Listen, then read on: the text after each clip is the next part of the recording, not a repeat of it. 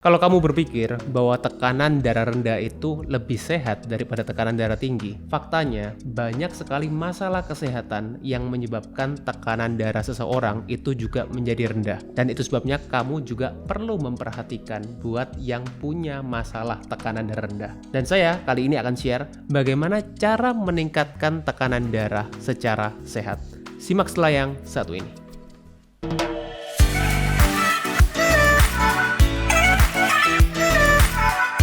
Oke, jadi sebelum masuk ke materinya, saya akan intro dulu, saya perkenalkan dulu yang ada di meja ini, Healthy Cook. Jadi Healthy Cook ini adalah provider makanan sehat yang berdomisili di Surabaya.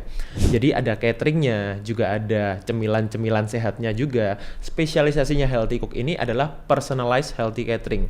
Maksudnya gimana? Bukan healthy catering yang biasa, tapi juga bisa menyesuaikan dengan kebutuhan tiap orang perorangan. Sesuai goalnya, sesuai kondisi kesehatannya, yang disesuaikan dengan kebutuhan masing-masing individu. Oke, sekarang kita akan masuk ke materinya. Halo Sobat Sehat, jumpa lagi bersama dengan saya Dr. Hans di channel kesayangan kita SB30 Health episode Panas. Panduan nutrisi tanpa sensor. Dan kali ini saya akan share sesuai dengan apa yang tadi saya sampaikan di awal, bagaimana sih kita cara meningkatkan tekanan darah secara sehat. Tentunya ini buat Sobat Sehat yang mengalami tekanan darah rendah. Jadi bukan yang sudah mengalami tekanan darah tinggi ya, atau mungkin yang tekanan darahnya stabil juga tidak perlu ditingkatkan. Karena memang yang baik itu untuk segala sesuatu adalah bagaimana kita cara untuk mencapai keseimbangannya in everything ya, termasuk di tekanan darah ini. Jadi buat yang kita tekanan darahnya terlalu tinggi juga nggak baik, buat yang terlalu rendah pun juga kurang baik. Beberapa gejala yang sering dialami untuk orang-orang yang mengalami tekanan darah rendah atau yang kita sebut dengan istilah hipotensi ini, pertama adalah mengalami yang namanya pusing. Bukan pusing yang sesekali, tapi pusing yang terjadi secara terus-menerus tanpa sebab yang jelas. Kemudian yang kedua adalah mual. Ini juga gejala yang cukup sering dialami juga pada orang-orang yang mengalami tekanan darah rendah. Kemudian penglihatannya nih mulai kabur. Penglihatannya mulai blur-blur seperti itu. Kemudian juga mudah lelah, sulit berkonsentrasi. Kemudian juga napasnya itu cepat dan pendek. Cepat dan pendek itu napasnya. Itu juga gejala-gejala yang sering dialami pada orang-orang yang tekanan darahnya cenderung rendah. Kemudian juga kulitnya ini terlihat pucat warnanya, dan juga kalau udah semakin parah akan mengalami yang namanya sinkup atau pingsan. Nah itu, jadi ini bisa dialami oleh orang-orang yang mengalami tekanan darah rendah dalam jangka waktu yang lama dan terus-menerus. Jadi bukan sekali lagi, ini bukan sesekali tekanan darah rendah, karena tekanan darah itu memang sifatnya fluktuatif. Jadi ketika kita itu mengukur beberapa kali ya, ketika pagi, kemudian ketika siang, ketika malam, itu yang selama ini saya sarankan ke pasien untuk kita itu bisa melihat bagaimana kita punya statistik ya, atau grafik tekanan darah itu secara objektif. Jadi bukan cuma diukur sekali, tapi juga diukurnya 3 kali, dan diukurnya juga sebetulnya tidak perlu tiap hari, kecuali kalau memang kita punya masalah-masalah tertentu yang butuh pemantauan lebih khusus. Yang kita katakan tekanan darah rendah itu berapa sih dok? Gitu. Karena kalau kita selama ini kan taunya tekanan darah normal itu adalah 120/80. Yes, ini memang normalnya sekian.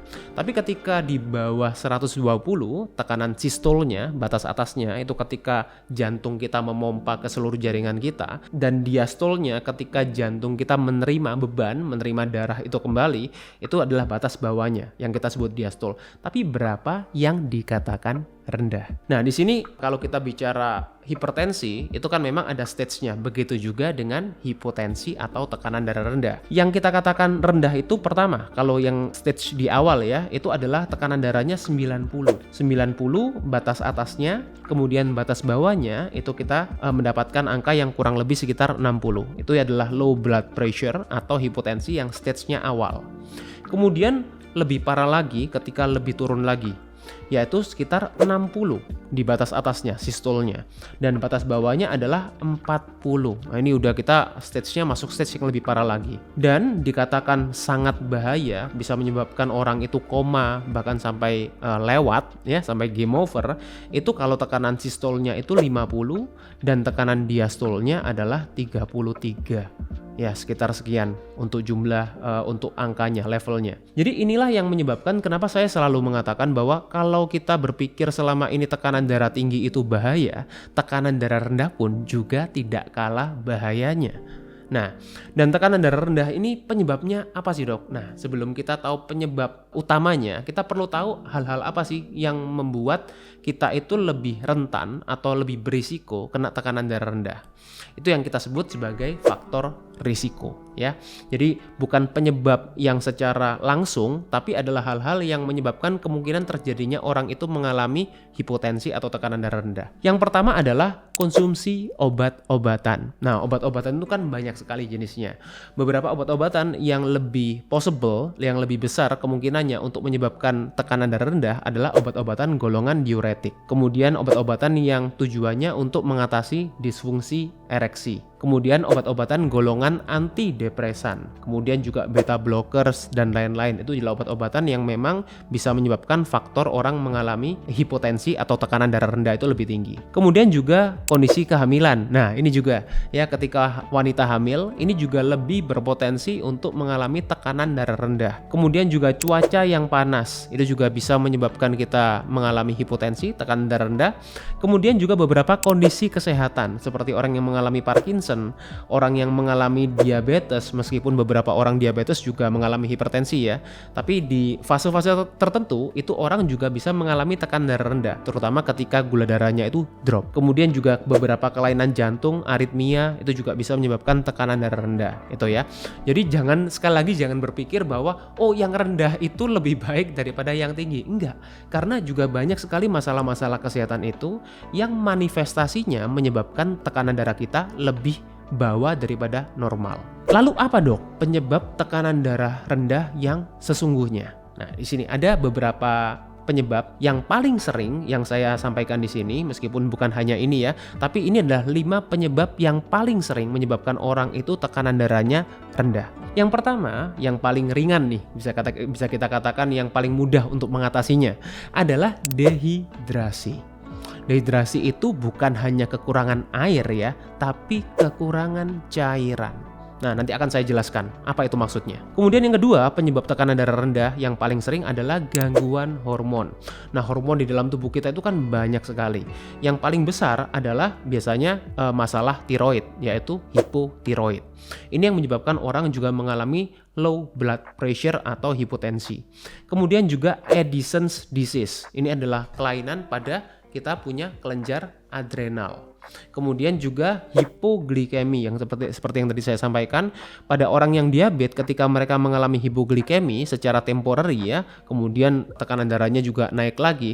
Ketika mereka mengalami hipoglikemi ini, mereka juga akan mengalami low blood pressure atau tekanan darah rendah. Kemudian juga perdarahan, terutama perdarahan yang parah ya, itu perdarahan berat, itu juga bisa menyebabkan kita kehilangan darah dalam jumlah yang banyak, volumenya, kemudian kita juga akan mengalami tekanan darah rendah. Kemudian juga infeksi berat yang kita sebut dengan istilah sepsis, itu juga bisa menyebabkan orang kehilangan tekanan darah atau dalam arti tekanan darahnya itu drop. Kemudian juga reaksi alergi yang parah, ketika kita mungkin konsumsi beberapa jenis makanan tertentu, atau mungkin kita juga reaksi alergi obat, itu yang juga paling sering ya, orang juga akan mengalami tekanan darahnya drop, turun secara drastis. Tapi biasanya ketika reaksi alergi dan lain-lain ini lebih mudah penanganannya gitu. Kalau kita sudah menyangkut hormon itu biasanya akan lebih kompleks karena ini jangka panjang dan melibatkan juga organ-organ yang lain juga. Nah, terus sekarang gimana dok cara menstabilkan tekanan darah? Nah, ini kan yang paling penting.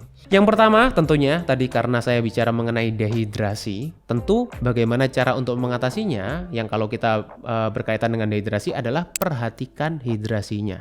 Kita perlu memperhatikan hidrasi itu. Yang kedua adalah asupan nutrisi yang cukup. Ya, asupan nutrisi yang cukup. Itu juga hal yang juga sangat berpengaruh terhadap yang namanya tekanan darah. Jadi kalau selama ini kita berpikir, wah ya udah kalau kita tekanan darah rendah kita bisa makan apa aja nih? Kita bisa makan yang asin-asin, kita bisa makanan yang berlemak-lemak, kita bisa makan soto daging, kita bisa makan mungkin anything ya, makanan-makanan yang selama ini nggak baik. Ya betul, tekanan darahnya naik, tapi apakah itu naik dengan sehat tekanan darahnya?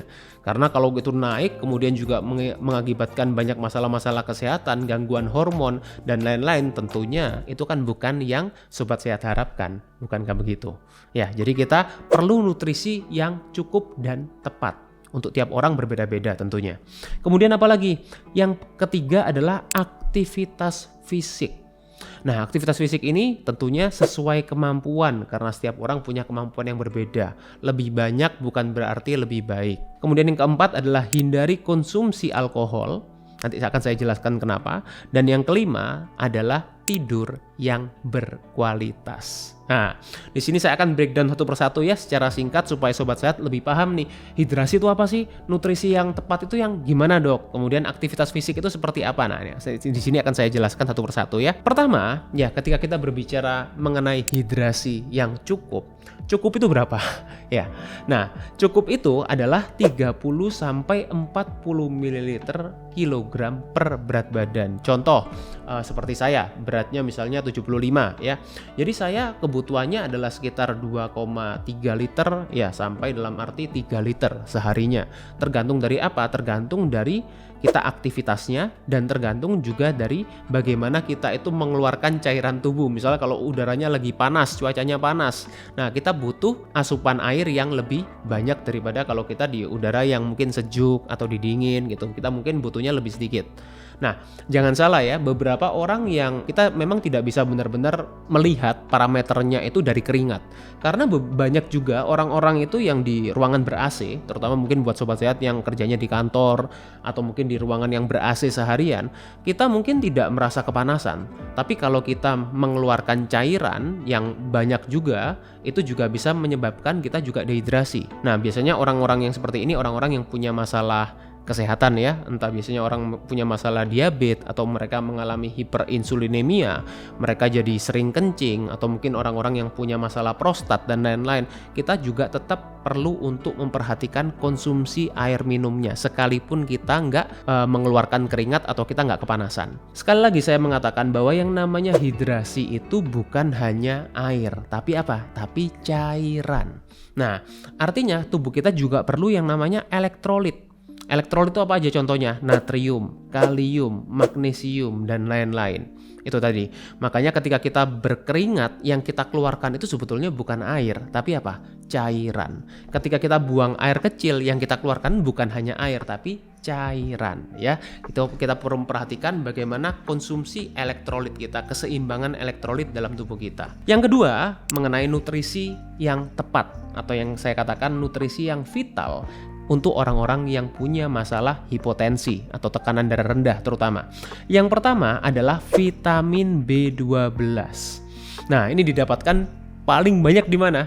Di protein hewani. That's why ya orang-orang yang saya simpelnya biasanya kalau ketika orang itu punya masalah tekanan darah rendah, saya akan sarankan untuk konsumsi protein hewani yang cukup. Diperhatikan kalau selama ini kita mungkin dapatkan dari protein-protein yang kurang baik kualitasnya atau mungkin mostly dari protein nabati, tahu, tempe seperti itu. Buat orang-orang yang vegetarian, kenapa? Orang-orang vegetarian kok banyak mengalami tekanan darah rendah? Ya ini salah satunya adalah kekurangan vitamin B12. Di mana vitamin B12 ini paling banyak sumbernya adalah dari protein hewani, dari daging merah, kemudian dari ikan laut, dari telur, dari unggas, dan lain-lain. Yang kedua, nutrisi yang vital adalah folat. Nah, folat ini juga termasuk dari kelompok vitamin B, ya, vitamin B9.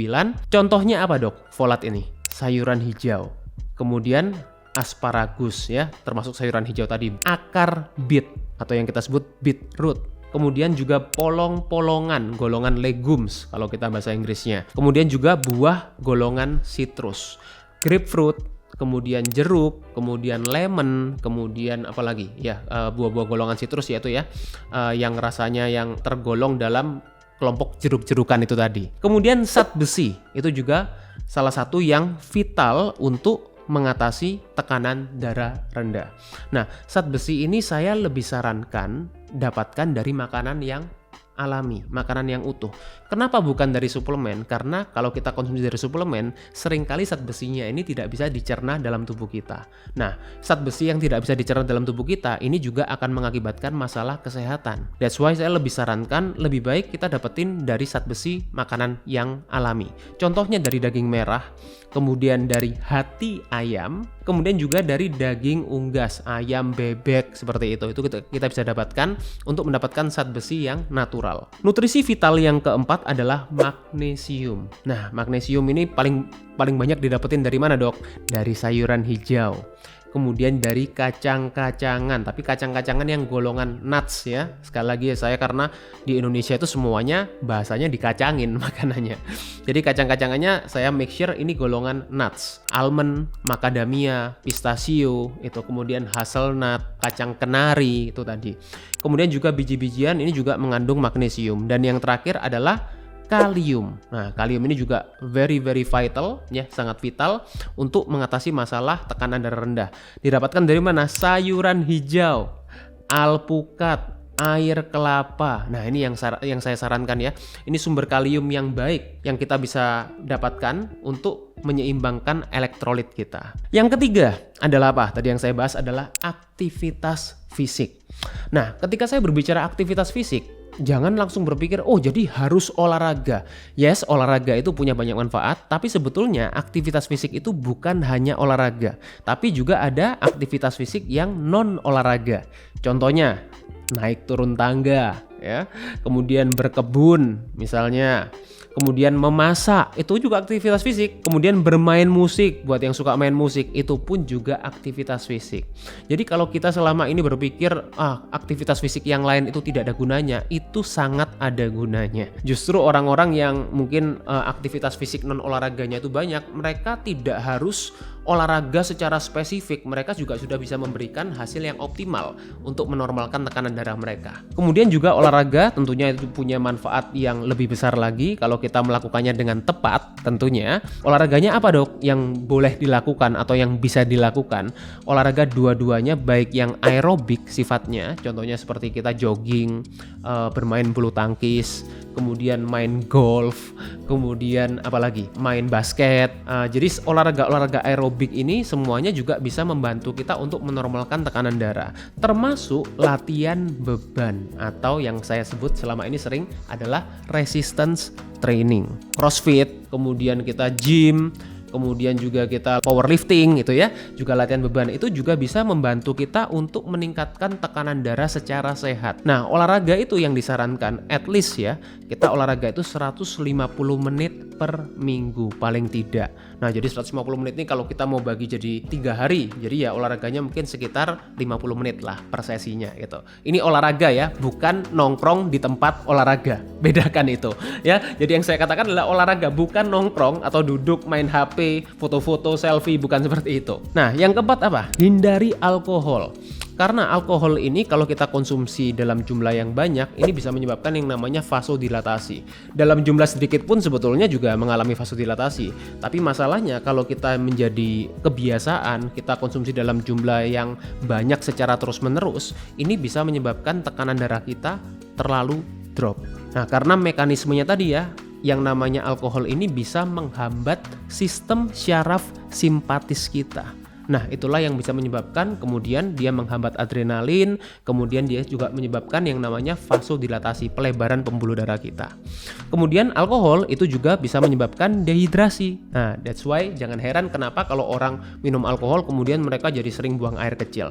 Itu juga tadi ingat, dehidrasi menyebabkan tekanan darah rendah. Nah, contohnya misalnya wine, ya, kemudian bir, liquor, any kind of liquor, ya, itu termasuk dalam alkohol. Ya, termasuk yang kalau kita konsumsi koktail dan lain-lain, sebaiknya untuk orang yang tekanan darah rendah dibatasi atau kalau bisa dihindari sama sekali itu akan lebih baik. Dan yang terakhir adalah apa tadi? Tidur yang berkualitas. Gimana, Dok, caranya supaya kita bisa tidur yang berkualitas? Ini. Yang pertama, buat jadwal tidur. Manusia itu kan selama ini mungkin Sobat Sehat sering dengar yang namanya circadian rhythm atau ritme circadian. Yang membentuk siapa? Yang membentuk adalah tubuh kita sendiri, diri kita sendiri. Jadi kalau kita membuat jadwal tidur, ini akan membuat tubuh kita itu punya suatu ritme. Dan ini akan membantu kita tidur lebih berkualitas dibanding orang yang jadwal tidurnya ini nggak keruan. Nah, ini akan membuat tubuhnya bingung, ritmenya bingung. Yang kedua apa? Latihan pernafasan. Itu juga sangat membantu kita untuk jadi breathing teknik ya, breathing exercise itu bisa membantu kita juga tidur lebih berkualitas. Yang ketiga, tidur dengan ruangan yang gelap. kemudian suhunya yang sejuk. Itu juga bisa membantu tidur kita lebih deep sleep. Kemudian yang keempat adalah berjemur di bawah sinar matahari, karena yang kita dapatkan di sinar matahari itu bukan hanya vitamin D tapi juga infrared. Sinar inframerah itu yang bisa meningkatkan kita hormon melatonin kita secara alami. Jadi selama ini kalau yang biasa konsumsi suplemen melatonin, sebetulnya tubuh kita juga bisa menghasilkan melatonin. Salah satunya bisa disupport dengan infrared dari sinar matahari. Kemudian yang terakhir tentunya adalah hindari gadget di sekitar tempat tidur. Selain membuat kita juga main gadget terus, tapi gelombang elektromagnetik itu juga bisa mengintervensi gelombang tidur kita menjadi lebih kurang berkualitas. Nah, bonusnya di sini saya akan berikan beberapa yang namanya adaptogen. Nah, mungkin next time ya, di video selanjutnya mungkin next kalau ada yang tertarik bisa komen di bawah untuk saya jelaskan mengenai yang namanya adaptogen. Nah, ini suatu term yang cukup populer juga, mungkin di Indonesia masih belum, tapi di kalangan saya naturopath itu adaptogen ini cukup populer. Artinya apa? Ini adalah rempah-rempah, herbs yang juga bisa berpotensi sangat optimal untuk meningkatkan kesehatan kita. Nah, dalam hal hipotensi ini saya akan sebutkan 5 adaptogen yang penting. 5 adaptogen yang bisa membantu. Yang pertama adalah Panax ginseng. Yang kedua adalah licorice root. Yang ketiga adalah Rhodiola rosea, ya ini golongan bunga. Kemudian juga yang mungkin sering dengar ashwagandha, dan yang terakhir adalah maca root atau akar maca. Nah, ini bisa kalian dapatkan memang dari herbs yang dari tumbuh-tumbuhan aslinya kita olah ya, kita mungkin buat infuse, kita buat seperti jamu itu juga bisa, atau kalian dapatkan dari bentuk suplemen yang mengandung adaptogen ini itu juga bisa. Tapi pastikan kalau kalian dapatkan suplemen, dapatkan dari suplemen yang jelas ya, karena sekarang juga tidak sedikit suplemen yang abal-abal, suplemen yang kurang baik juga. Jadi jangan hanya karena ada tulisannya ini terus langsung kalian beli, tapi cari make sure bahwa suplemen ini memang ya oke, suplemennya dalam arti bukan abal-abal ya. Tapi tetap yang paling penting adalah perhatikan 5 hal tadi yang saya sampaikan, karena ini hanya suatu booster lah ya. Tapi 5 hal itu yang lebih penting untuk sobat sehat perhatikan untuk meningkatkan tekanan darah secara sehat. Semoga video ini bisa diterima dan semoga bisa bermanfaat. Stay fit and stay healthy. See you. Nah, terus sekarang gimana dok cara menstabilkan tekanan darah? Nah, ini kan yang paling penting. Yang pertama tentunya tadi karena saya bicara mengenai dehidrasi, tentu bagaimana cara untuk mengatasinya, yang kalau kita berkaitan dengan dehidrasi adalah perhatikan hidrasinya. Kita perlu memperhatikan hidrasi itu. Yang kedua adalah asupan nutrisi yang cukup. Yang ketiga adalah aktivitas fisik. Nah, aktivitas fisik ini tentunya sesuai kemampuan karena setiap orang punya kemampuan yang berbeda. Lebih banyak bukan berarti lebih baik. Kemudian yang keempat adalah hindari konsumsi alkohol. Nanti akan saya jelaskan kenapa. Dan yang kelima adalah tidur yang berkualitas. Nah, di sini saya akan breakdown satu persatu ya secara singkat supaya sobat sehat lebih paham nih. Hidrasi itu apa sih? Nutrisi yang tepat itu yang gimana dok? Kemudian aktivitas fisik itu seperti apa? Nah, di sini akan saya jelaskan satu persatu ya.